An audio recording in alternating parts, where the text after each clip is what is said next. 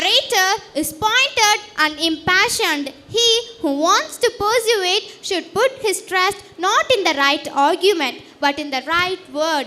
The power of sound has always greater than the power of sense. I may request our honorable chief guest, Mr. K. Thirumalaialagan sir, to address the gathering.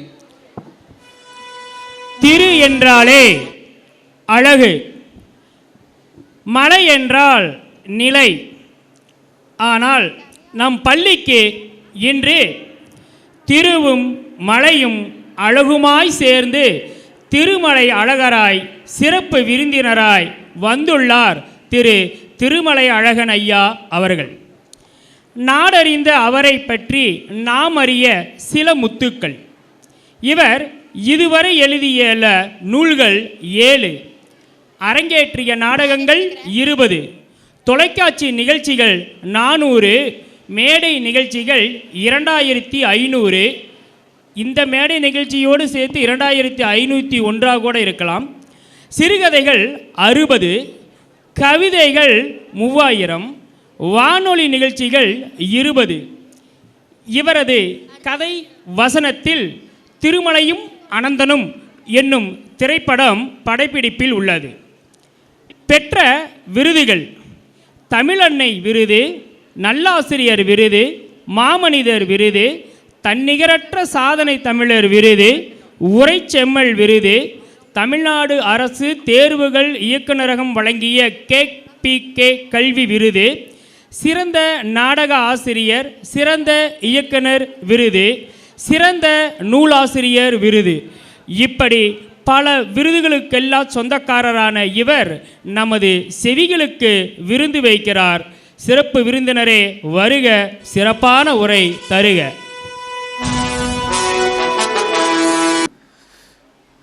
Richmond பள்ளியினுடைய சிறப்புமிக்க ஆண்டு விழாவிலே கலந்து கொள்வதிலே, அதுவும் சிறப்பு விருந்தினராக, சிறப்பு பேச்சாளராக கலந்து கொள்வதிலே பெருமை கொள்கிறேன். ஏனென்றால் அதற்கு ஒரு முக்கிய காரணம் இருக்கிறது. இந்த பள்ளி அமைந்திருக்கிற இடம் சீனாபுரம் என்று அழைக்கப்படுகிறது. இதனுடைய வரலாற்றை தோண்டி எடுத்து ஆராய்ந்து பார்க்கிற போது இந்த பகுதி மக்களுக்கே, இந்த பகுதியில் வாழக்கூடிய மக்களுக்கே தெரியாத செய்திகள் புதைந்து கிடக்கின்றன. இந்த அருமையான மண்ணில் நன்னூல் என்றொரு நூல் இருக்கிறது. தமிழிலே இலக்கணம் எழுதப்பட்ட நூல் நன்னூல். அதை பவனந்தி முனிவர் எழுதினார். சிவஞான முனிவர் அதற்கு உரை எழுதினார். சிவஞான முனிவர் எழுதிய உரைதான் நன்னூலினுடைய உரை. அந்த சிவஞான முனிவர் வாழ்ந்த ஊர் சிவஞானபுரம். அந்த சிவஞானபுரம்தான் சீனாபுரமாக மாறிவிட்டது. இதுதான் சிறப்பு, இந்த மண்ணினுடைய சிறப்பு. நீங்கள் எல்லாம் இந்த ஊர் மக்கள் தானே? ஒரு கரவொலியை கூட காணோம். சிவஞானபுரம் என்றால் இந்த ஊரினுடைய பெயர், அது மருவி சீனாபுரம் என்று மாறிவிட்டது. அப்படி சிறப்புமிக்க ஒரு தமிழ் மண்ணிலே, சிவஞான முனிவர் வாழ்ந்த மண்ணிலே இங்கே வந்து நான் இந்த ரிச்மண்ட் பள்ளியினுடைய அருமையான விழாவிலே கலந்து கொள்வதிலே பெருமை கொள்கிறேன். அதனால்தான் இந்த மண்ணுக்கு வந்ததே பெருமை என்று மனம் மகிழ்கிறேன். நீங்கள் எல்லாம் இந்த மண்ணினுடைய மைந்தர்கள். இந்த பள்ளியினுடைய தலைவர், மதிப்பிற்குரிய, பெருமைக்குரிய, சிறப்புக்குரிய திரு TK முத்துசாமி அவர்கள், அவர்களிடத்திலே நான் உரையாடி கொண்டிருந்தேன். அவர்களை பற்றி நிறைய தெரிந்து கொண்டேன். அவர்கள் ஆயில் கம்பெனி பல நடத்தினாலும், பல்வேறு தொழில்கள் புரியக்கூடிய தொழிலதிபராக இருந்தாலும் அவர் கல்வியின் மீது அளவில்லாத நாட்டம் கொண்டிருக்கிறார்.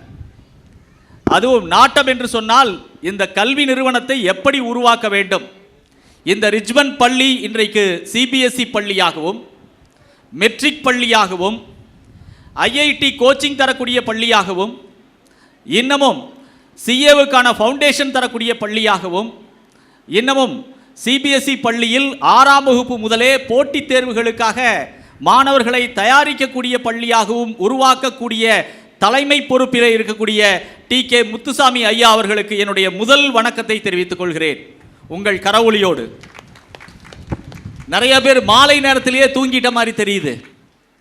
நீங்கள் இருக்கிறீர்கள் என்ற இருப்பை தெரிவித்து காட்டுவது இப்போதைக்கு கைதட்டு மட்டுமே. தாளாளர் திருமதி ரமேஷ்குமார் அவர்களுக்கு என்னுடைய வணக்கத்தை தெரிவித்துக் கொள்கிறேன். துணைத் தலைவர் திரு செந்தில்குமார் அவர்கள், பொருளாளர் திரு நடராஜன் அவர்கள், இணை பொருளாளர் திரு விஜயகுமார் அவர்கள், செயலாளர் திரு கோபாலசாமி அவர்கள், முதல்வர் திரு ஆண்டனி ராபர்ட் கென்னடி CBSE ஸ்கூலினுடைய முதல்வர் அவர்கள், அவரிடத்திலே பேசிக் கொண்டிருந்த போதும் இந்த பள்ளியில் அவர் எவ்வளவு அக்கறை கொண்டிருக்கிறார் என்பது எனக்கு தெள்ளத் தெளிவாக தெரிந்தது. ஒரு பள்ளியை முதல்வராக இருந்து உருவாக்குவது, மாணவர்களை நன்றாக பயிலச் செய்வது என்பது ஒரு தலைமை பண்பு மிக்க ஒருவரால் தான் நிகழ்த்த முடியும். அந்த அளவிலே ஆண்டனி ராபர்ட் கென்னடி அவர்களுக்கு என்னுடைய மகிழ்வையும் பாராட்டையும் வணக்கத்தையும் தெரிவித்துக் கொள்கிறேன். அதுபோலவே மெட்ரிக் முதல்வர் திருமதி சுமதி அவர்களும் தன்னுடைய பள்ளியினுடைய சாதனைகளை எல்லாம் பட்டியலிட்டு சொன்னார்கள். தாய்லாந்திலே நடக்க இருக்கக்கூடிய யோகா போட்டியிலே இந்த பள்ளியினுடைய மாணவர்கள் 6 பேர் அகில இந்திய அளவிலே பங்கேற்கிறார்கள் என்ற செய்தி மிகப்பெரிய ஒரு நல்ல செய்தி. அதற்கு நாம் பாராட்டு தெரிவிக்க வேண்டாமா? அதை அறிவித்த போது கூட நீங்கள் அமைதியாகத்தான் இருந்தீர்கள். ஏன் என்று தெரியவில்லை. ஒரு விழிப்புணர்வோடு இருப்போம், பாராட்டுவோம். பாராட்டினால்தான் பிள்ளைகள் வளரும். பயிருக்கு தண்ணீர் ஊற்றினால்தான் பயிர் வளரும். நாம் கைதட்டுவதிலே சிக்கனம் காட்டினால் பிள்ளைகள் வளராது. எந்த பிள்ளையாக இருந்தாலும் அதை பாராட்டி ஊக்கப்படுத்துகிற போதுதான் அந்த பிள்ளைகள் நல்ல நிலைக்கு வர முடியும். இங்கே நிறைய இவர்கள் சாதனை செய்திருக்கிறார்கள். சிலம்ப போட்டி, மார்ஷியல் ஆர்ட், டிராயிங் போட்டி என பல்வேறு போட்டிகளில், பேச்சு போட்டி என பல போட்டிகளில் சாதனை படைத்து வரக்கூடிய ரிச்மண்ட் பள்ளி உண்மையிலுமே பாராட்டுக்குரிய பகுதி. ஒரு இளைஞர் கோட் ஷூட் போட்டுக்கொண்டு ஆற்றல் மிகுந்த இளைஞராக இங்கே வளைய வருகிறார். அவர் ஒவ்வொரு நிகழ்விலும் முன்னிலைப்படுத்தி மிக அருமையாக பங்கேற்று கொண்டிருக்கிறார். அவரினுடைய சிறப்பான செயல்பாடுகள், ஆற்றல் மிகுந்த இளைஞர் கிஷோர் அவர்களுக்கு என்னுடைய வணக்கத்தை தெரிவித்துக் கொள்கிறேன். இப்போதான் கொஞ்சம் கைதட்டு வர ஆரம்பிச்சிருக்குதுன்னு நினைக்கிறேன். பத்திரிகையாளர்கள், ஊடக நண்பர்கள், ஆசிரியர் பெருமக்கள், பெற்றோர்கள், அறக்கட்டளை உறுப்பினர்கள் என ஒவ்வொருவருக்கும் என்னுடைய மனம் நிறைந்த வாழ்த்துக்களையும் வணக்கத்தையும் தெரிவித்துக் கொள்கிறேன். தாய் பத்திரிகையினுடைய ஆசிரியர் வலம்புரி ஜான், எத்தனை பேருக்கு இவரை தெரியும் என்று தெரியாது. ஒரு சாதாரண கிராமத்திலே பிறந்து மிக உயர்ந்த ஒரு நிலையை பாராளுமன்ற உறுப்பினராக உயர்ந்தவர் அவர். எல்லோருக்கும் சவாலாக, அறைகூவலாக இருப்பது எதுன்னா ஆங்கிலம்தான். தமிழ்நாட்டில் பிறந்துவிட்டால் நாம் எங்கே போய் பேசினாலும் நம்முடைய தமிழ் மொழியினுடைய பாதிப்பு, அதுவும் வட்டார வழக்கினுடைய பாதிப்பு இருக்கும். சீனர்கள் ஆங்கிலம் பேசினால் நகைச்சுவையாக இருக்கும். ஆங்கிலமே தெரியாத எனக்கு கூட சிரிப்பு வரும். அந்த அளவிற்கு சீனர்கள் ஆங்கிலத்திலே அவ்வளவு அழகாக பேசுவார்கள். அவர்கள் பேசுகிற ஆங்கிலம் சீன மொழியிலே பேசுவது போலவே இருக்கும். சீனா சென்றிருந்த போது அந்த அனுபவம் எனக்கு ஏற்பட்டது. அப்படி ஒவ்வொருவருக்கும் அவரவர் தாய்மொழிதான் சிறப்பு. ஆனால் உலக தொடர்புக்கு ஆங்கில மொழி மிகவும் தேவை என்பது வெளிநாடுகள் செல்லுகிற போது நான் உணர்கிறேன். அதுபோல்தான் ஒவ்வொருவரும் உணர்வார்கள். அதனால் பிள்ளைகள் தாய்மொழி கல்வியை எந்த அளவிற்கு கற்கிறார்களோ அந்த அளவிற்கு ஆங்கிலத்தையும் கற்க வேண்டும். அப்போதுதான் சிறந்தவர்களாக நாம் திகழ முடியும். இந்த பள்ளி அதற்கான முயற்சியை பெரிதாக எடுத்துக்கொண்டிருக்கிறது. அதுவும் கிராமப்புறத்திலே இப்படி ஒரு ஆங்கில பள்ளியை, CBSE பள்ளியை, அதுவும் மெட்ரிக் பள்ளியை இவர்கள் ஆங்கிலம் பேச வைத்து ஆங்கில வழியிலே அனைத்தையும் நடத்துவது என்பது மிகவும் கடினமான செயல். அதிலே மாணவர்களை சாதிக்க வைப்பது என்பது மிகவும் பாராட்டுக்குரிய செய்தி. அதை இவர்கள் செய்து கொண்டே இருக்கிறார்கள். ஏன் வலம்புரி ஜான் அவர்களை சொல்லுகிற போது இதை நான் சொல்லுகிறேன் என்று சொன்னால், வலம்புரி ஜான் அவர்கள் படிக்கிற போது பத்திரிகை ஆசிரியர், அவர் பாராளுமன்ற உறுப்பினர். ஆங்கிலத்திலே சென்னை பல்கலைக்கழகத்திலே அவருக்கு ஒரு விருது கொடுத்தார்கள். என்ன விருது தெரியுமா கொடுத்தார்கள்? ஆங்கிலத்தில் நாவாடக்கூடிய சிறந்த நாவலன் என்று ஒரு பட்டம் கொடுத்தார்கள். ஏன் தெரியுமா? இந்த ஆங்கிலம் அவருக்கு எப்படி வந்தது தெரியுமா? அவர் எடுத்த முயற்சி. அவர் ஊரிலே இந்தியன் எக்ஸ்பிரஸ் என்ற, இதெல்லாம் 50 ஆண்டுகளுக்கு முன்னால் நான் சொல்லக்கூடிய செய்தி. 50 ஆண்டுகளுக்கு முன்னால் நடந்த நிகழ்ச்சியை நான் சொல்கிறேன். இப்போது வலம்புரி ஜான் இல்லை, ஆனால் அவருடைய செய்தி வாழ்ந்து கொண்டிருக்கிறது, அவருடைய சாதனைகள் வாழ்ந்து கொண்டிருக்கிறது, அவருடைய சிந்தனை வாழ்ந்து கொண்டிருக்கிறது. பல தொலைக்காட்சி நிகழ்ச்சிகளிலே பேசியிருக்கிறார். சிங்கப்பூர், அமெரிக்கா என்று பல நிகழ்ச்சிகளில் பங்கேற்று மிகச்சிறந்த சொற்பொழிவாளர் வலம்புரி ஜான் அவர்கள்.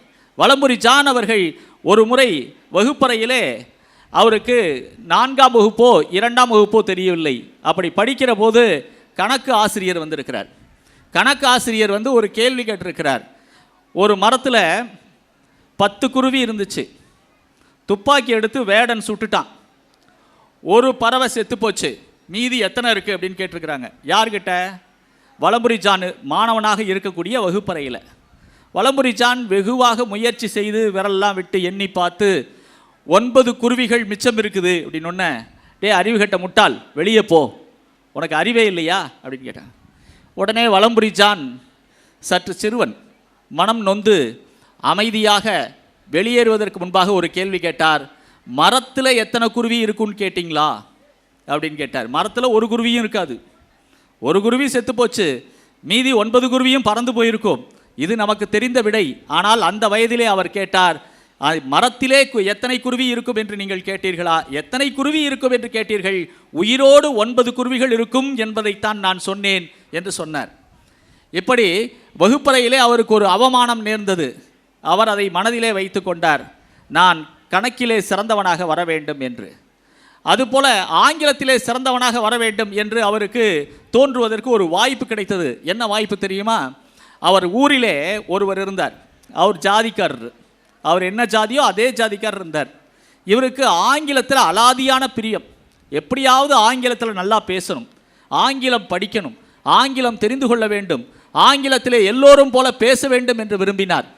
அப்படி இருக்கும்போது இந்தியன் எக்ஸ்பிரஸ் என்ற ஒரு பத்திரிகை வருகிறது. அந்த ஊருக்கு 9 மணிக்கு தான் வரும். அவ்வளோ சின்ன கிராமம். அதுவும் ஒருத்தர் வீட்டுக்கு தான் வரும், அவர் சொந்தக்காரர் வீட்டுக்கு. அவர்கிட்ட போய் இவர் கேட்குறார், இந்தியன் எக்ஸ்பிரஸ் பேப்பர் கொடுங்க அப்படிங்கிறார். அவர் இப்படி பேப்பரை படிச்சுக்கிட்டு இருந்தவர் அப்படி கீழே இறக்கிட்டு பார்க்குறார்.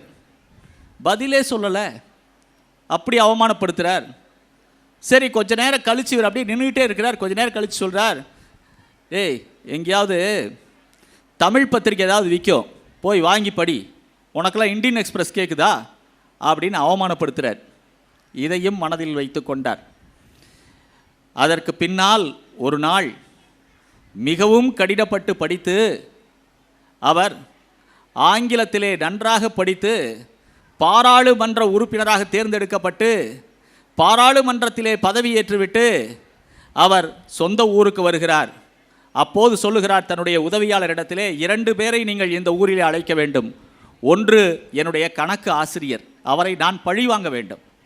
என்னை அவமானப்படுத்தி வெளியே அனுப்பினார், கணக்கு ஆசிரியரை நான் பழிவாங்க வேண்டும். 2வது, என்னை அவமானப்படுத்திய என்னுடைய சொந்தக்காரர் ஒருத்தர் இருக்கிறார், இந்தியன் எக்ஸ்பிரஸை வச்சுக்கிட்டு கொடுக்க மாட்டேன்னு அவர், அவரையும் அழைத்து வாருங்கள்னார். 2 பேர்த்தையும் மேடை கூப்பிட்டாங்க. எதுக்கு கூப்பிட்றாங்கன்னு தெரியாது. 2 பேரும் வந்தாங்க. வந்த உடனே கணக்கு ஆசிரியர் கையிலே ஒரு பொன்னாடையை கொடுத்து அவர் காலிலே விழுந்து வணங்கினார். அன்றைக்கு முட்டாளே வெளியே போ என்று சொல்லவில்லை என்று சொன்னால் நான் இந்த அளவிற்கு கல்வியிலே கவனம் செலுத்தி இருக்க மாட்டேன். எங்கே நாம் அவமானப்படுகிறோமோ அங்கேதான் நாம் தொடர்ந்து முயற்சி செய்து வெற்றி பெற வேண்டும் என்று ஒரு எண்ணம் நமக்கு வர வேண்டும். அது வலம்புரி ஜான் இடத்திலே இருந்தது. எவன் ஒருவன் திட்டப்படுகிறானோ அவனே தீட்டப்படுகிறான் என்றார் டி ராஜேந்தர். அவர் சினிமா நடிகர் தான், சினிமா டைரக்டர் தான். ஆனால் சில வரிகள் அருமையாக சொல்லுவார். வரலாறு படித்தவன் நான், வரலாறு படைக்க விரும்புகிறேன்னர். அதனால தான் அவர் ஒருத்தரை இத்தனை நிகழ்ச்சி செய்ய முடிஞ்சது. அவரே இயக்குனராக இருப்பார், அவரே இசையமைப்பாளராக இருப்பார், அவரே பாடலாசிரியராக இருப்பார். நம்மால் உடனே கிண்டல் பண்ணுவான், அவரே போஸ்ட் ஓட்டிக்கு வரான்னு கேட்பான். ஆனால் அந்த அளவுக்கு அவர் ஆற்றல் மிகுந்தவர். அப்படி எவன் ஒருவன் அவமானப்படுத்தப்படுகிறானோ, எவன் ஒருவன் திட்டப்படுகிறானோ அவன் தீட்டப்படுகிறான். ஆசிரியர்கள் உங்களை திட்டுவதெல்லாம் உங்களுடைய வளர்ச்சிக்கு என்று புரிந்து கொண்டால் நீங்கள் வெற்றியாளராக திகழ முடியும் என்பதற்காக இந்த ஒரு செய்தியை சொன்னேன். அங்கே அந்த மேடையிலேயே அவர் சொந்தக்காரரை கூப்பிட்டார். கணக்காசிரியரை பழி வாங்கிட்டார். எப்படி பழி வாங்கினார்? நான் வெற்றியாளனாக திகழ்ந்து விட்டேன் என்று சொல்லி பழி வாங்கினார். அதற்கு அடுத்து அந்த சொந்தக்காரரை கூப்பிட்டார். இந்தியன் எக்ஸ்பிரஸ் கொடுக்காத சொந்தக்காரர். அவருக்கு இந்தியன் எக்ஸ்பிரஸ் பேப்பர் கொடுத்தார். அந்த பேப்பரில் என்ன செய்தி வந்திருக்கு தெரியுமா? நாடாளுமன்ற உறுப்பினராக வலம்புரி ஜான் அவர்கள் பதவியேற்றிருக்கிறார் என்ற செய்தி வந்தது. அந்த செய்தித்தாளை கொடுத்து அவருக்கு ஒரு பொன்னாடையை போர்த்தி கௌரவித்தார். ஐயா, அன்னைக்கு நீங்கள் மட்டும் எனக்கு இந்தியன் எக்ஸ்பிரஸ் கொடுத்துருந்தீங்கன்னா நான் அன்னைக்கு படிச்சுட்டு அப்படியே போட்டுட்டு போயிருப்பேன். இந்த அளவிற்கு ஒரு நாடாளுமன்ற உறுப்பினராக இருந்திருக்க மாட்டேன். சென்னை பல்கலைக்கழகத்தினுடைய சிறந்த ஆங்கில நாவலர் என்ற பட்டளத்தை நான் பெற்றிருக்க மாட்டேன். அந்த அளவிற்கு நான் உயர்ந்திருக்கிறேன் என்று சொன்னால் நீங்கள் அன்றைக்கு கொடுத்த அடி, அன்றைக்கு கொடுத்த அவமானம், உனக்கெல்லாம் இங்கிலீஷ் பேப்பர் வேணுமான்னு கேட்டியே, அதனால் இன்றைக்கு நான் கிளர்ந்தெழுந்தேன், படித்தேன். இப்படி மனதிலே உணர்ச்சி இருக்க வேண்டும். அப்போதுதான் நாம் சிறந்தவர்களாக ஆக முடியும். எல்லாம் பெரியவங்கெல்லாம் பிறக்கும் போதே பெரியவர்களாக பிறந்து வரவில்லை. இவங்க டி.கே. முத்துசாமி சார் பாருங்க, எவ்வளவு எளிமையாக இருக்கிறார். அவர் பேசும்போது சொல்றார், சர்வசாதாரணமாக சொல்லுகிறார். இங்கே இருக்கக்கூடிய 8ஆம் வகுப்பு வரைக்கும் இருக்கக்கூடிய அரசு பள்ளியை பொறுப்பெடுத்து கொண்டு அவர் அந்த பள்ளியை 12ஆம் வகுப்பு வரை உயர்த்தினார். அதற்காக அன்றைக்கு 17 லட்சம் ரூபாய் செலவு செய்தேன், இன்றைக்கு அது கோடி ரூபாய் ஆகும் என்று சொல்லுகிறார். அப்படி ஒரு மனிதன் முயற்சி எடுக்கிற போதுதான் வெற்றி கிடைக்கும். நாம் முயற்சியாளராக இருக்க வேண்டும். இதோ எனக்கு முன்னால் இருக்கிறார்கள், ஈரோடு காலேஜ் ஆஃப் பார்மசியினுடைய தாளாளர் இருக்கிறார் திரு நடராஜன் அவர்கள். அவருடைய முயற்சியினால் அந்த காலேஜ் எப்படி இருக்குது பாருங்க. அதே மாதிரி கொங்கு கல்லூரியினுடைய தாளாளர் வந்திருக்கிறார். இப்படி பெரிய மனிதர்களெல்லாம் வந்திருக்கிறார்கள். முயற்சியினுடைய அடையாளம். இவர்களெல்லாம் முயற்சிக்கு பாதை போட்டிருக்கிறார்கள். இந்த பாதையிலே நடந்தால் நாமும் வெற்றி அடையலாம் அப்படிங்கிறதான் கருத்து இங்கே. அதே மாதிரி நம்ம ஈரோட்டில் பிறந்தவர், நான் இந்த ஊரை பற்றி சொன்னேன். ஈரோட்டில் பிறந்தவர் ராமானுஜம், ஒரு சிறுவன். அந்த சிறுவன், அம்மா சொல்கிறாங்க, காலையில் ஸ்கூலுக்கு அனுப்பும்போது அந்த சிறுவன்ட்ட, இன்னைக்கு காலையில் சாப்பாடு இல்லை, மத்தியானம் சாப்பாடு இல்லை, ராத்திரிக்கு எங்கேயாவது கொஞ்சம் குருண அரிசி வாங்கி கஞ்சி வச்சு தரேன், நீ ஸ்கூலுக்கு போயிட்டு வா, நான் உனக்கு தரேன் அப்படின்னு சொல்கிறாங்க. பசியோடு செல்லுகிறான் அந்த சிறுவன். அவனுக்கு கணக்கு பாடத்தில் அளவில்லாத ஆசை, எப்படியாவது கணக்கு பாடத்தில் சாதிக்கணும். கணக்கு பலருக்கெல்லாம் கணக்கு பிணக்கு ஆமணக்கு அது வரவே வராது. எனக்கு கணக்கு பாடம் வராதுங்க சார், எனக்கு இங்கிலீஷ் வராது, எனக்கு தமிழ் வராது. இப்போ பார்த்தீங்கன்னா நிறைய செவ்வாய்க்கிழமை இந்த நோட்டில் எழுதிட்டு வந்துரு அப்படின்னா, சார் அது என்ன கிழமை சார், டியூஸ்டேவா அப்படின்னு கேட்குறான் பையன். கிழமைகள் தெரியவில்லை இன்றைக்கு நம் தமிழ் மக்களுக்கு. இப்போ ஆங்கிலமும் தெரியாமல் போச்சு, தமிழும் தெரியாமல் போச்சு. சில நேரத்தில் ரொம்ப குழப்பமடைகிறார்கள். தெளிவாக நாம் படிப்பதை தெளிவாக படிக்க வேண்டும். அது ஆங்கிலமாக இருந்தாலும் சரி, தமிழாக இருந்தாலும் சரி. ஒரு முறை என்னுடைய பள்ளிக்கு நான் ஒரு விருந்தினரை கூட்டிகிட்டு வந்தேன். யாரும் அவர்கிட்ட தமிழ் பேச முடியல. எப்படி தெரியுமா பேசுகிறார் தமிழ்? அவர் பேர் வரதப்பன். வரதப்பன்கிறது தமிழ் பேர் இல்லையா, அதை மாற்றிக்கிட்டார். என்னவா வச்சுக்கிட்டார்னா, வரதப்பன்னா ஈவப்பன்னு பேர் வச்சுட்டார். வரவுன்னா ஈவான், அதனால் ஈவப்பன் வச்சுக்கிட்டார். தனித்தமிழ் அறிஞர் அவர். அவரை சீஃப் கெஸ்ட்டாக கூட்டிகிட்டு வந்தேன் ஸ்கூலுக்கு பேசுகிறதுக்கு. வந்து பேசினார். அவர் கூட யாருமே நிற்க முடியல. நான் கொஞ்சம் தனித்தமிழ் பேசுவேன். எல்லா வடமொழி சொற்களுக்கும் இன்னமும் நீங்கள் பெற்றோர்கள் இருக்கிறீர்கள், அருமையான செய்தியை நான் பரிமாறிக்கொண்டிருக்கிறேன். மாணவர்கள் இருக்கிறீர்கள், இதையெல்லாம் கேட்டு தெரிந்து கொள்ளுங்கள். இது எல்லாம் எந்த தொலைக்காட்சியிலும் எந்த ஊடகத்திலும் வராத செய்தியைத்தான் நான் உங்களுக்கு பதிவு செய்கிறேன். இந்த சீனிவாசன் பள்ளிக்கு செல்கிறார். இங்கே மேடைக்கு வந்தாரா அவர்? ஈவப்பன் மேடைக்கு வந்தார். நான் நல்ல தமிழில் பேசுவார்னு எதிர்பார்த்தா அவர் வந்து பேசுகிறார். அவருக்கு ஆங்கிலம் தெரியாதுன்னு நினச்சேன். எனக்கு ஆங்கிலம் தெரியாது, நான் தமிழ் பேசுகிறேன், வியப்பில்லை. அவர் நன்றாக தமிழ் பேசுகிறார். தமிழாசிரியர்கள்லாம் பக்கத்தில் போக முடியல. ஒருத்தர் வந்து, ஐயா மன்னிக்கணும் அப்படின்னார். இவர் என்ன மன்னிப்பா, இதற்கு நான் பொறுத்தருளவே முடியாதுன்னார். ஏனென்றால் மன்னிப்பு தமிழ்ச்சொல் இல்லை அப்படின்னார். பொறுத்தருள்க என்பதுதான் தமிழ் சொல்லினார். யாரும் பக்கத்தில் நிற்கல, தமிழாசிரியர்கள் யாரும் பக்கத்தில் நிற்க முடியல, அப்படி தமிழ் பேசுகிறார். மேடைக்கு வந்தார். நான் திருக்குறள் பற்றி பேச போகிறேன்னார். ரொம்ப மகிழ்ச்சி, பேசுங்க அப்படின்னா ஆங்கிலத்தில் பேசுகிறார். ஆங்கிலத்தில் மிக அழகாக உரையாற்றுகிறார். ஆங்கிலத்தை ஆங்கிலமாக பேசுகிறார், தமிழை தமிழாக பேசுகிறார். இன்றைக்கு தமிழை கூட நாம் ஆங்கிலத்திலே தான் மொபைலில் டைப் பண்ணுறோம். அவ்வளோ ஒரு அவலநிலை. நான் ஒரு பையன்கிட்ட கேட்டேன், ஏப்பா நீ வந்து ஆங்கிலத்தில், அதாவது தமிழில் இருக்கிறத ஆங்கிலத்தில் டைப் பண்ணுற அப்படின்னா, தமிழில் எழுத்தாணின்னு ஒரு ஆப் இருக்குது சார், அதை டவுன்லோட் பண்ணணுன்னா சரி டவுன்லோட் பண்ண வேண்டியது தானே அப்படின்னேன். டவுன்லோட் பண்ணி வச்சுருக்கேன் சார் அப்படின்னா. சரி டைப் பண்ண வேண்டியது தானே. இல்லைங்க சார், எனக்கு சமயத்தில் சந்தேகம் வரும், 2 சுழினாவா 3 சுழினாவா, பள்ளிக்கூடத்துக்கு போடுற லாவா லதாவுக்கு போடுற லாவா, அவன் வச்சுருக்கான் பாருங்கள், லதாவுக்கு போடுற லாவா பள்ளிக்கூடத்துக்கு போடுற லாவா தமிழுக்கு போடுற லாவான்னு தெரியாது சார். அது இங்கிலீஷில் அந்த கவலையெல்லாம் கிடையாதுங்க சார். வந்துட்டேன்னா வந்துட்டேன் அப்படின்னு அடிச்சிடலாம் இங்கிலீஷில்ன்னா. என்ன கொடுமை பாருங்க. தமிழ் தெரியவில்லை, ஆங்கிலமும் தெரியவில்லை, தெரியவில்லை என்று ஒரு தாழ்வு மனப்பான்மையும் இல்லை, தெரியவில்லை என்பதை எப்படியாவது கற்றுக்கொள்ள வேண்டும் என்ற எண்ணமும் இல்லை. அவன் இயல்பாக பேசுகிறான். நான் சொன்னேன், ஏதாவது ஒரு மொழியை நன்றாக கற்றுக்கொள், முடிந்தால் உன்னால் எத்தனை மொழிகள் கற்றுக்கொள்ள முடியுமோ அத்தனை மொழிகள் கற்றுக்கொள்னேன். அது மாதிரி இங்கே சீனிவாசன் வந்தார், அந்த ராமானுஜர் வந்தார். அந்த ராமானுஜர் பள்ளி சென்று திரும்ப வரவில்லை. அன்னை சொன்னால், உனக்கு காலையில் சாப்பாடில்லை, மதியம் சாப்பாடில்லை, இரவு உனக்கு நான் ஏதாவது கஞ்சி காய்ச்சி வைக்கிறேன் என்று சொன்னார். ஆனால் பையன் வரல. மாலையாச்சு, 7 மணி ஆச்சு, வரல. பெற்ற தாயினுடைய வயிறு பற்றி எரியுது, ஓடுறாங்க. வழியில் ஒருத்தன் சொல்கிறான், உங்கள் பையன் கோயிலில் என்ன பண்ணிக்கிட்டு இருக்கான்னு பாருங்கள். ஈரோட்டுக்காரரு கும்பகோணத்துக்கு போயிட்டாங்க வறுமையினால். கும்பகோணத்தில் இருக்கும்போது கும்பகோணத்தில் சொல்கிறாங்க, உன் பையன் எங்கே இருக்கான்னு பாரு, கோயிலில் என்னமோ கோயிலில் இருக்கான் பாருங்க, போய் என்ன பண்ணியிருக்கான்னு பாருங்கங்கிறாங்க. கோயிலில் போய் பார்த்தா அந்த கோயில் சுவரில் ஈக்குவேஷன்ஸ் எழுதி வச்சுருக்கிறான் அந்த பையன். மேக்ஸில் ஈக்குவேஷன்ஸ் செவ்வறு முழுக்க எழுதி வச்சுருக்கிறான். அந்த தியரம் யாருமே எழுத முடியாது. அப்படிப்பட்ட அருமையான கணக்கில் கணக்கியல் அறிஞர்களெல்லாம் கண்டுபிடிக்க முடியாத செய்திகளை அதில் எழுதி வச்சுருக்கிறான். அது அப்படியே வரிசையாக இருக்குது. எழுதி வச்சுட்டு காலையிலையும் சாப்பிடல, மத்தியானமும் சாப்பிடல, படுத்து தூங்கிட்டு இருக்கிறான் அப்படியே வெறுந்தரையில். அதை பார்த்துட்டு அவருடைய உறவினர் ஒருத்தர் இருக்கிறார். அவர் ரயில்வேஸில் வேலை பார்க்குறாரு. அவர் பல்கலைக்கழகத்துக்கு இதெல்லாம் அன்னைக்கு ஃபோட்டோ எடுக்கிற வாய்ப்பு கிடையாது. இதையெல்லாம் எழுத சொல்லி தனியாக எடுத்து அனுப்புகிறார். அவனை பெரிய பல்கலைக்கழகத்திற்கு அழைக்கிறார்கள். ஆனால் இளம் வயதிலேயே இறந்து போனான். அவ்வளோ பெரிய கல்வியாளன், உலகத்துக்கே தெரியாத கணக்குகளெல்லாம் போட்டவன். இன்றைக்கு நாம் ஏடிஎம்மில் போய் நம்பர் அடித்தா பணம் வருது. எப்படி வருது? இவர் ஜீரோனா என்னன்னு கண்டுபிடிச்சார். ஜீரோனா என்னன்னு கண்டுபிடிச்சவர் ஈரோட்டுக்காரரு ராமானுஜம். நாம் பெருமை அடைய வேண்டிய செய்தி. இதெல்லாம் எதனால் வருது தெரியுமா? எதனால் வருது? கல்வியினால் வருது. ஆனால் அதே ராமானுஜம் இன்டர்மீடியட் படிக்கும்போது அவரால் பாஸ் பண்ண முடியல. ஏன்னா உடலியல் கூறுகள் படிக்க வேண்டியது இருந்துச்சு, ஆங்கிலம் படிக்க வேண்டியது இருந்துச்சு, சமஸ்கிருதம் படிக்க வேண்டியது இருந்துச்சு. அதெல்லாம் அவரால் படிக்க முடியல. அவருக்கு முழுக்க கடினமாக உழைத்து கணக்கை மட்டுமே படித்தார். அதனால் கல்லூரியிலிருந்து வெளியேற்றப்பட்டார்.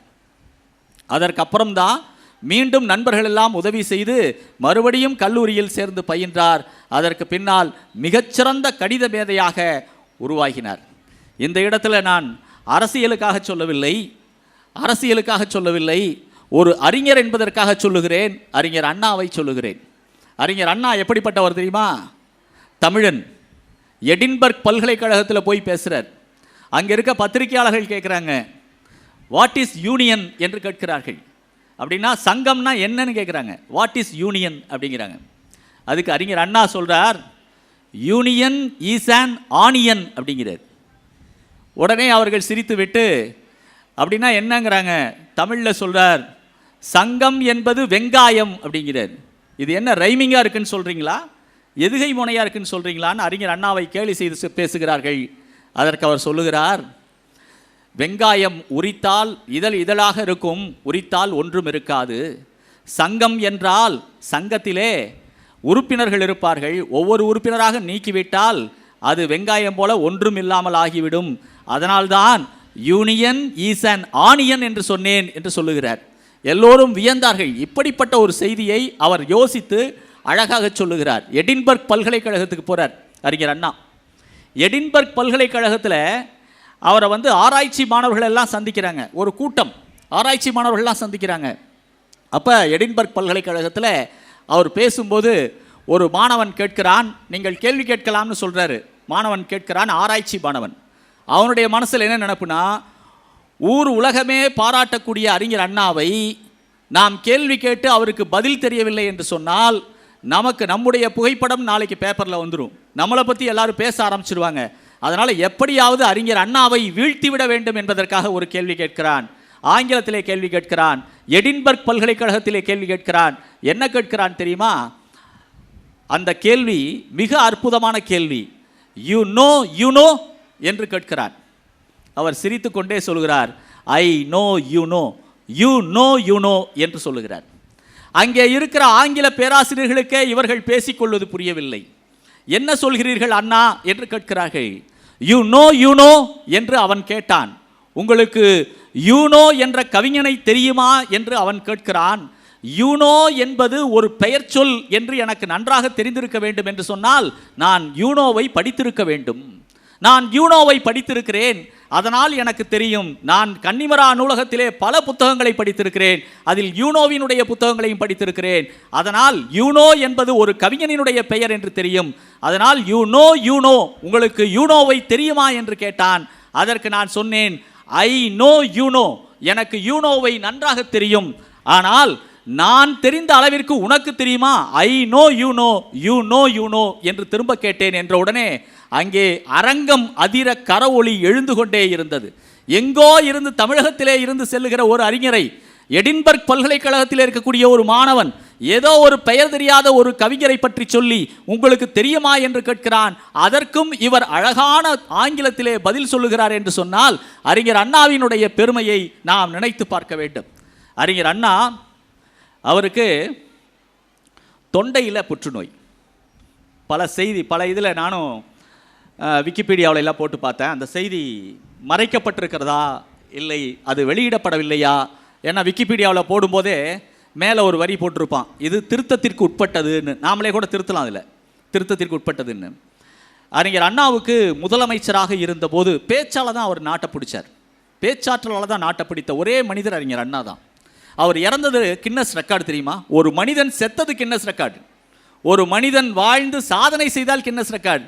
ஆனால் அறிஞர் அண்ணா இறந்தது கின்னஸ் ரெக்கார்டு. அவருடைய இறப்பு ஊர்வலத்திற்கு எத்தனை பேர் தெரியுமா வந்தாங்க? 1.5 கோடி மக்கள் வந்தாங்க. எங்கிருந்தோ வந்து கண்ணீர் விட்டு அழுதார்கள் வெளிநாட்டவர்கள் எல்லாம். அவ்வளோ பெரிய அறிஞர் அவர், அறிஞர் அண்ணா. அறிஞர் அண்ணா அப்படி இது முதலமைச்சராக இருந்து சட்டசபையில் அவர் அன்னைக்கு கூட்டத்தை நடத்தணும். அன்னைக்கு அவர் சாப்பிட்றதுக்கு பால் குடிக்கணும், பசிக்கு பால் குடிக்கணும், பால் தான் குடிப்பார், சாப்பிட முடியாது அவரால். ஏன்னா தொண்டையில் புற்றுநோய். தொண்டையில் புற்றுநோய் அப்படின்னா அந்த புற்றுநோய் கட்டி தொண்டையை அடைச்சிக்கிட்டு இருக்கும். இவர் என்ன பண்ணுவார், லாவகமாக அந்த கட்டியை அப்படி தள்ளி விட்டுட்டு பால் அப்படி ஊற்றுவார். ஒரு கையில் வந்து அந்த கட்டியை தள்ளி விட்டுக்குவார், ஒரு கையால் அந்த பால் டம்ளரை வச்சு தண்ணி அப்படியே பாலை ஊற்றிக்குவார் மேலே. அப்படி தான் முழுங்க முடியும் கொஞ்சம் கொஞ்சமாக. அவ்வளவு ஒரு கொடுமையான நிலை, புற்றுநோயால் அவதிப்பட்டார். அப்படி இருக்கிற போது சட்டமன்றத்தில் போய் முதலமைச்சராக பணியாற்றுகிறார். அவருக்கு அவருடைய தொண்டர்கள்லாம் எப்படியாவது அறுவை சிகிச்சை செய்து இதை சரி செய்யணும் அப்படின்னு சொல்லிட்டு வெளிநாட்டிலேருந்து ஒரு பெரிய மருத்துவர், அவரை அப்பாயின்மெண்ட் வாங்குறதே ரொம்ப கஷ்டம், அவ்வளோ பெரிய மருத்துவரை அழைத்து வருகிறார்கள். அந்த மருத்துவர் வந்து அவருக்கு அறுவை சிகிச்சை செய்வதற்காக சீக்கிரமாக அறுவை சிகிச்சை செய்யணும், நாளைக்கு உங்களை அறுவை சிகிச்சை செய்கிறேன்னு சொல்லிட்டு அவர் அறைக்கு வந்து அவரை பார்க்கிறார். அப்போ அறிஞர் அண்ணா ஒரு புத்தகம் படித்து கொண்டிருக்கிறார். அப்போ அறுவை சிகிச்சை செய்வதற்காக வந்த அந்த மருத்துவர் அவரிடத்திலே, உங்களுக்கு நாளைக்கு அறுவை சிகிச்சை செய்வதாக முடிவு செய்திருக்கிறோம், நாளைக்கு நீங்கள் மருத்துவமனைக்கு வரணும் அப்படின்னு அழைக்கிறாங்க. அப்போ அவர் சொல்கிறார், ஒரு நாள் தள்ளி போடலாம்லன்னார். ஏன்? நீங்கள் இந்த அறுவை சிகிச்சை செய்தால் தான் பிழைக்க முடியும், உணவே உண்ண முடியல, உணவு குழலுக்கே அந்த உணவு போக மாட்டேங்குது, உங்களால் திரவ உணவு கூட எடுக்க முடியல, அதனால் சீக்கிரமாக உங்களுக்கு அறுவை சிகிச்சை செய்யணும் அப்படிங்கிறார். அதுக்கு இவர் சொல்கிறார், இல்லை ஒரு நாள் பொறுத்து கொள்ளுங்கள், நான் மறுநாள் செய்து கொள்கிறேன்கிறார். ஏன், என்ன காரணம்னு கேட்குறார் மருத்துவர். அது சொல்கிறார், இல்லை, நான் படித்து கொண்டிருக்கக்கூடிய இந்த புத்தகம் இருக்கிறதே, இதை முடித்ததற்கு பின்னால் எனக்கு அறுவை சிகிச்சை செய்யுங்கள், நான் செத்தால் கூட பரவாயில்லை, ஆனால் இந்த புத்தகத்தை படித்துவிட்டு சாக வேண்டும் என்று விரும்புகிறேன்னர். அதுதாங்க கல்வியினுடைய பெருமை. இதைத்தான் வள்ளுவர் எழுதினார், யாதானும் நாடாமால் ஊராமால் என்னொருவன் சாந்துணையும் கல்லாதவாறுன்னர். எந்த ஊராக இருந்தால் என்ன, எந்த நாடாக இருந்தால் என்ன, யாராக இருந்தால் என்ன, நீ நன்றாக கல்வி கற்க வேண்டும், அதுவும் எப்படி, சாகும் வரை கல்வி கற்க வேண்டும்னர். யாதானும், அதில் பார்த்தீங்கன்னா பெரும்பான்மையை நெட்டெழுத்தா போட்டு எழுதியிருப்பார் வள்ளுவர். ஏன்னா கல்வி என்பது நீண்டது. கல்வி கரையில கற்பவர் நாள் சில மெல்ல நினைக்கிற் பிடிபல என்று பழம்பாடல் சொல்லுகிறது. அதனால் கல்வி என்பது மிகவும் பெரியது. யாராலையும் படித்து முடிக்க முடியாது. அது ஒரு கடல். இது போன்ற கல்விக்கூடங்கள் ஆயிரம் வர வேண்டும். எல்லாம் பாருங்கள், இந்த கிராமத்தில் இந்த கல்வியை கொண்டு வந்து கொடுக்குறாங்களே, நீங்கள்லாம் எவ்வளவு பெருமை பெற்றவர்கள், எவ்வளவு வாய்ப்பு பெற்றவர்கள். அதற்காகவே பாராட்டணும் கல்வி நிறுவனத்தை. இந்த கிராமத்தில் வந்து இப்படி ஒரு சிபிஎஸ்இ பள்ளியை ஆரம்பித்து இந்த அளவிற்கு அது வந்து மாணவர்களுக்கு கல்வி அறிவை கொண்டு சேர்க்கிறார்கள். அவர் பிரின்சிபால் பேசும்போது சொன்னார், என்னுடைய மாணவன் உலகமெங்கும் இருக்கிறான், அங்கே படிக்கிறான், இங்கே வேலை வாங்கி இருக்கிறான் என்று பெருமையாக சொல்லுகிறார். இது எல்லாமே இந்த மாணவனுக்கு எப்படி அந்த வாய்ப்பு கிடைத்தது? அந்த ராமானுஜம் ஈரோட்டிலேயே இருந்திருந்தால் முன்னுக்கு வந்திருப்பாரா? அன்றைக்கு நண்பர்கள் உதவி செய்யவில்லை என்று சொன்னால் அப்துல் கலாம் அவர்கள் பெரிய விமானியாக ஆக வேண்டும் என்று விரும்பினார். ஆனால் விமானியாக முடியவில்லை, அவரால் தோற்று போனார். அதனால் என்ன, ஏவுகணை விஞ்ஞானியாக மாறினாரே. அன்றைக்கே நான் விமானி ஆக முடியவில்லை என்று வருந்தி இருந்தால் அப்துல் கலாம் அப்படியே தான் இருந்திருப்பார். அவர் குடியரசுத் தலைவராக உயர்ந்தார். அவரை கேரளா யூனிவர்சிட்டியில் கூப்பிட்டுருந்தாங்க பேசுறதுக்கு, அப்துல் கலாம் ஐயா அவர்களை. ஏபிஜே அப்துல் கலாம் குடியரசுத் தலைவர், மதிப்பு மிக்கவர், பாராட்டுக்குரியவர், போற்றுதலுக்குரியவர். அவரை கேரளா பல்கலைக்கழகத்திலே பேசுவதற்காக கூப்பிட்டிருந்தார்கள். பேசிட்டு ஒரு வழக்கமாக கேள்வி கேட்பார் மாணவர்களிடத்தில். கேள்வி கேட்பதிலே அவருக்கு விருப்பம். அதில் மாணவர்களிடத்தில் கேள்வி கேட்கும்போது மாணவர்கள் பதில் சொல்லுவார்கள். அவங்க சொன்னாங்க, மாணவர்கள்லாம் சேர்ந்து நாங்கள் உங்ககிட்ட ஒரு கேள்வி கேட்கணுன்னாங்க. நீங்கள் இப்போ குடியரசுத் தலைவர், அவர் குடியரசுத் தலைவராக இருந்தபோது நடந்தது, நீங்கள் இப்போ குடியரசுத் தலைவராக இருக்கிறீங்க, இதுக்கு முன்னாடி நீங்கள் பேராசிரியராக இருந்திருக்கிறீங்க அறிவியல் துறையில் இல்லையா? அதுக்கப்புறம் நீங்கள் வந்து விஞ்ஞானியாக இருந்திருக்கிறீங்க. இதில் நீங்கள் பேராசிரியராக இருந்திருக்கிறீங்க, குடியரசுத் தலைவராக இருக்கிறீங்க, விஞ்ஞானியாக இருக்கிறீங்க. உங்கள் மூணில் எது உங்களுக்கு பிடித்திருக்கிறதுன்னு கேட்டாங்க. அதுக்கு அப்துல் கலாம் என்ன தெரியுமா சொன்னார்? எனக்கு ஆசிரியராக இருப்பது தான் பிடித்ததுன்னர். இந்த ஆசிரியர் தொழில்தான் உண்மையிலேயே மேன்மை மிக்க தொழில். எத்தனையோ பேர்த்த உருவாக்குறாங்க. ஒருத்தன் ஹாஸ்பிட்டல் போகிறான், நோய் தீர்ந்துருது. நோய் சரியானதுக்கப்புறம் நான் எந்த ஹாஸ்பிட்டலில் ட்ரீட்மெண்ட் எடுத்தனோ அந்த ஹாஸ்பிட்டலில் போய் அந்த படுத்திருந்த படுக்கையெல்லாம் தொட்டு பார்ப்பானா? கோர்ட்டில் ஒருத்தன் போய் கேஸில் ஜெயிக்கிறான், ஜெயிச்சுட்டு வெளியே வந்துடுறான். வெளியே வந்ததுக்கப்புறம் எந்த கோர்ட்டில் போய் ஜெயிச்சானோ அந்த கோர்ட்டை போய் பார்க்குறானா, இன்னொரு தடவை நான் விசிட் பண்ணுறேங்கிறானா? அப்படி திரும்ப அந்த இடத்துக்கு போக விரும்ப மாட்டாங்க. ஆனால் பள்ளிக்கூடத்தில் படித்தவர்கள் திரும்ப தான் படித்த பள்ளிக்கு போய் தான் அமர்ந்திருந்த பெஞ்சில் போய் பார்க்கறது, பள்ளியை போய் பார்க்கறது, தனக்கு படிப்பித்த ஆசிரியர்களை பார்ப்பது, சக மாணவர்களை சந்திப்பது எவ்வளவு மகிழ்ச்சியாக இருக்குது. அப்போ உலகத்திலேயே மிக உன்னதமான ஒரு தொழில் எதுன்னா ஆசிரியர் தொழில். அதை நடத்தக்கூடிய கல்வி நிறுவனங்கள். இப்படி மிகச்சிறந்த ஒரு பெருமை மிக்கது தான் கல்வி நிறுவனங்கள். நாம் படிக்கணும். எப்படி படிக்கணும் தெரியுமா? என்னுடைய மாணவர்களுக்கு நான் அடிக்கடி சொல்லுவேன், திருக்குறளுக்கு உரை எழுதினேன். எப்படி தெரியுமா எழுதினேன்? எனக்கு யாராவது டைம் கொடுத்தாங்களா திருக்குறளுக்கு உரை எழுதுறதுக்கு? 1330 குறளுக்கு உரை எழுதினேன். ஏன் எழுதினேன்னு கேட்டேன். ஏன் எழுதுகிறேன்னு முன்னுரையிலேயே எழுதினேன். என்ன காரணம் தெரியுமா? அதில் பல உரைகள், பரிமேலழகர் உரையிலிருந்து தன்மை முன்னிலை படர்க்கை இல்லாமல் இருக்கிறது. யார் யாருக்கிட்ட எதுக்கு சொல்கிறாங்கன்னு தெரியாது. ஆனால் அவர்கள் எழுதினதெல்லாம் சரி. ஏன் தெரியுமா சரி? அது பொதுவான குறள், அது உலக பொதுபறை. ஆனால் நான் குறிப்பிட்டு எழுத வேண்டும் என்று திருமலையழகன் உரையை எழுதினேன். திருமலையழகன் என் பேரை நானே வச்சுக்கிட்டேன் என்னோடய உரைக்கு. திருமலையழகன் உரையில் என்ன எழுதினேன் அப்படின்னா, தன்மை முன்னிலை படர்க்கையோடு எழுதினேன். அதான் மற்ற புத்தகத்திலிருந்து என்னுடைய புத்தகம் மாறுபடுகிறது. இதற்குத்தான் உலகத் தமிழ் பல்கலைக்கழகத்திலிருந்து சிறந்த நூலாசிரியர் விருது கொடுத்தாங்க. இது ஒரு புதுமையான கோணத்தில் இருக்குதுன்னு. அதே மாதிரி திரைப்படத்துக்கு வசனம் எழுதுகிற போது அந்த இயக்குனர் வந்தார். சார், இதுதான் கதை, திருப்பதியோட வரலாறு, இதை நீங்கள் எழுதணும் அப்படின்னாரு. உடனே சீன்ஸ் பிரித்தேன். எந்தெந்த காட்சி எங்கெங்கே வரணும், எந்தெந்த இடத்துல வரணும், யார் யார் பேசணும், எவ்வளவு பேசணும். இப்போலாம் ரொம்ப பேசினா யாரும் கேட்க மாட்டாங்க. இப்போ நான் பேசுகிறதே ஓரளவுக்கு தான் கேட்க முடியும், அதுக்கப்புறம் கேட்க முடியாது. எல்லாம் இன்றைக்கி விஷுவலைஸ் ஆயிடுச்சு, எல்லாம் இன்றைக்கி காட்சியாக்கப்பட்டது, எல்லாம் படமாக இருந்தால் பார்ப்பாங்க. அதனால் அதற்கு வசனம் எழுதினேன். வசனம் எழுதி முடித்தேன் ஒரே நாளில். திருக்குறளுக்கு உரை எழுதினேன். எப்போ தெரியுமா உரை எழுதினேன்? யாரும் டைம் கொடுக்கல எனக்கு. எப்போ உரை எழுதினேன் அப்படின்னா, கொரோனா டைமில் ஆன்லைன் கிளாஸ் காலையில் 8 மணிலேருந்து மத்தியானம் 1 மணி வரைக்கும் இருக்கும். 4 மணிக்கு ஸ்கூல்லேருந்து மீட்டிங் போடுவாங்க. 4 to 6 போன கிளாஸில் என்ன பண்ணோம், அடுத்த கிளாஸில் என்ன பண்ணுறோன்னு ஒவ்வொருத்தரும் மீட்டிங் போடுவாங்க. இந்த இடைப்பட்ட நேரம் மத்தியானம் ஒரு 2 மணி நேரம் 3 மணி நேரம் இருக்கும். இதில் உட்காந்து திருக்குறளுக்கு உரை எழுதினேன். அதுதான் இன்றைக்கு மிகச்சிறந்த உரை என்று தேர்ந்தெடுக்கப்பட்டிருக்கிறது. நாம் எங்கேயுமே இடைவெளியே விடக்கூடாது, தொடர்ந்து உழைத்து கொண்டே இருக்க வேண்டும்.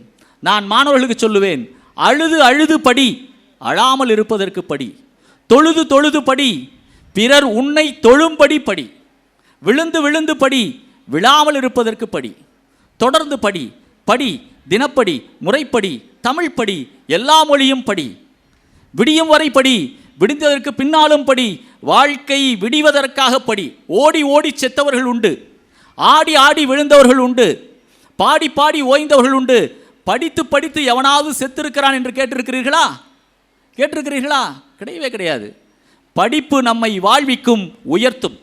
இன்னைக்கு படிக்காது இருக்கிறவன் நாளைக்கு ஒரு நிலையை அடைகிற போது ஐயோ அன்றைக்கு நான் படிக்கவில்லையே என்று வருந்துவானே தவிர நான் படிக்காது பெருமைதான் யாருமே சொல்றது கிடையாது. அதனால தான் ஔவையார் எழுதினாங்க, பிச்சை புகினும் கற்கை நன்றே. பிச்சை எடுத்தாவது படினாங்க. பிச்சை எடுக்கிறது இழிவு, ஆனால் பிச்சையே எடுத்தால் கூட பரவாயில்லை, நீ கல்வி செல்வத்தை பெற வேண்டும் என்பதற்காக பிச்சை புகினும் கற்கை நன்றேன்னாங்க. இப்படி யார் யாருக்கெல்லாம் இந்த சிவஞான முனிவர் கல்வி கற்பிக்க கூடாது என்று பவனந்தி முனிவர் சொன்னாரோ அந்த ஒரு வரியை சொல்லி இந்த உரையை நிறைவு செய்ய விரும்புகிறேன். களிமடி மாணி காமி கல்வன் பிணியன் ஏழை பிணக்கன் சினத்தன் துயில்வோன் மஞ்சன் தொன்னூர் கஞ்சி தடுமார் உளத்தனன் தருகணன் பாவி படிரன் இன்னோர்க்கு பகரார் நூலேன்னு ஒரு லிஸ்ட் போட்டார். யாரு? பவனந்தி முனிவர். களிமடி மாணி காமி கல்வன் பிடியன் ஏழை பிணக்கன் சினத்தன் துயில்வோன் மந்தன் தொன்னூர் கஞ்சி தடுமார் உளத்தனன் தருகணன் பாவி படிரன் இன்னோர்க்கு பகரார் நூலேன்னர். தொன்னூர் கஞ்சி தடுமார் உளத்தனன். நான் ஃபிசிக்ஸ் படிக்கட்டுமா, கெமிஸ்ட்ரி படிக்கட்டுமா, மேக்ஸ் படிக்கட்டுமா, எதை படிக்கிறதுன்னு தெரியாமல் எல்லாத்தையும் விரித்து வச்சு உட்கார்ந்துருப்பான். அவனுக்கு கல்வி கற்றுக் கொடுக்காதே. குறித்த நேரத்தில் குறித்தபடி படிக்கிற மாணவனுக்கு கல்வி கற்றுக்கொடு. களிமடி மாணி, கழித்திருப்பவன், எப்போ பார்த்தாலும் மகிழ்ச்சியாக சிரிச்சுக்கிட்டே இருப்பான். கிளாஸ் நடத்தினோம்னா சிரிச்சுக்கிட்டே இருப்பான். எதுக்கு சிரிக்கிறான்னே தெரியாது. கழித்திருப்பவனுக்கு சொல்லிக் கொடுக்காதே. சோப்பலாக இருக்கிறவன், நாளைக்கு படிக்கிறேன், நாளானிக்கு படிக்கிறேன், எக்ஸாம் இன்னும் ஒரு மாதத்தில் தான் இருக்குது, அப்புறம் படிக்கிறேன்னு சொல்கிறவனுக்கு கற்றுக் கொடுக்காதே. மடித்தன்மை இருக்கிறவனுக்கு, ஏழைக்கு சொல்லிக் கொடுக்காதேனர். என்ன ஏழை தெரியுமா? அதாவது பணம் இல்லாத ஏழை இல்லை, கற்றுக்கொள்வனும் என்ற ஆர்வம் இல்லாத ஏழைக்கு கற்றுக் கொடுக்காதேன்னா. பிணியன், எப்போ பார்த்தாலும் வயிற்று வலிக்குதும்பா, காது வலிக்குதும்பா, தலை வலிக்குது, புத்தகத்தை எடுத்துட்டா போதும் எல்லா வலியும் வந்துடும், அவனுக்கு கற்றுக் கொடுக்காதே. இப்படி லிஸ்ட்டு போட்டார். களிமடி மாணி காமி கல்வன் பிணியன் ஏழை பிணக்கன் சண்டை போடுறவன், சினத்தன் கோவப்படுறவன், தொன்னூர் கஞ்சி தடுமார் உளத்தனன் படிரன் இன்னோர்க்கு. படிரன்னா ஒழுக்கமா அமைதியா சித்திரப்பாவையின் அத்தக அடங்கி செவி வாயாக நெஞ்சு கடனாக கேட்டவை கேட்டவை விடாதுலத்திருந்து இருந்து இரு என இருந்து போவென போதல் என்மனார் புலவர் என்று அதே பவனந்தி முனிவர் தான் எழுதுகிறார் மாணவருக்கான இலக்கணத்தை. இதையெல்லாம் தெரிந்து கொண்டு சிறந்த மாணவர்களாக நீங்கள் உருவாக வேண்டும். இந்த ரிச்மண்ட் ஸ்கூலினுடைய பெயரை, பெருமையை நிலைநிறுத்தக்கூடிய மாணவர்களாக நீங்கள் வர வேண்டும். உலகெங்கிலும் உங்களினுடைய பள்ளியை, உங்களினுடைய பெருமையை, உங்களினுடைய கல்வியை, உங்களினுடைய சிறப்பை உலகெங்கும் எடுத்து செல்ல வேண்டும். சிறந்த அறிஞர்கள் தமிழர்கள்தான். தமிழர்களாகிய நீங்கள் அந்த சாதனையை உலகெங்கும் நிகழ்த்த வேண்டும் என்று சொல்லி அனைவருக்கும் என்னுடைய வாழ்த்தையும் வணக்கத்தையும் சொல்லி நன்றி கூறி விடைபெறுகிறேன். நன்றி, வணக்கம். How you see them and how you take